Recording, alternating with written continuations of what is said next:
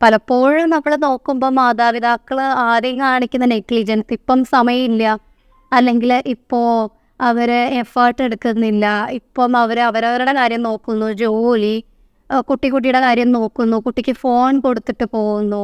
കുട്ടികൾ അവരവരുടെ ലോകത്ത് എങ്ങനെ അവരുടെ തങ്ങളുടെ സ്ട്രെസ്സുകളൊക്കെ മാനേജ് ചെയ്ത് പോകുമ്പോൾ ഇവിടെ നഷ്ടപ്പെട്ടുകൊണ്ടിരിക്കുന്നവരുടെ നല്ല ബാല്യകാലമാണ്, നല്ല എന്താ പറയുക ചൈൽഡ്ഹുഡ് മെമ്മറീസ് മാതാപിതാക്കളുടെ കൂടെ ഉള്ളതൊക്കെ നഷ്ടപ്പെട്ടുകൊണ്ടിരിക്കുകയാണ്.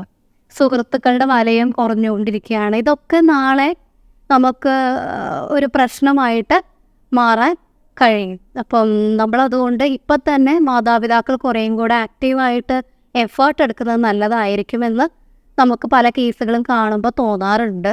അതൊരു പ്രായം കഴിഞ്ഞ് കഴിയുമ്പോഴാണ് അന്ന് തന്നെ എടുക്കേണ്ട ഒരു നടപടിയായിരുന്നു എന്ന് പല കേസുകളിലും നമുക്ക് ഒരുപാട് വർഷങ്ങൾക്ക് ശേഷമാണ് ഈ മാതാപിതാക്കൾക്ക് ബോധ്യം ഉണ്ടാവുക. അന്നൊന്ന് ശ്രദ്ധിച്ചിരുന്നെങ്കിൽ, അന്ന് ഞങ്ങളൊന്ന് മകന് വേണ്ടിയോ മകൾക്ക് വേണ്ടിയോ കുറച്ച് ടൈം സ്പെൻഡ് ചെയ്തിരുന്നെങ്കിൽ അവരിങ്ങനെ ആവില്ലായിരുന്നു എന്ന് പലപ്പോഴും നമ്മൾ ഫാമിലിക്ക് റിഗ്രറ്റ് ചെയ്യണത് കണ്ടിട്ടുണ്ട്.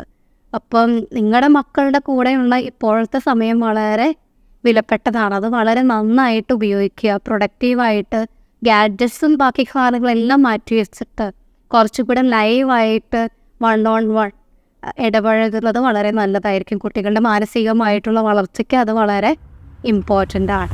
മനോരോഗം മാറാരോഗമല്ല. Shalom institute of mental health and research, Parali, Palakkad.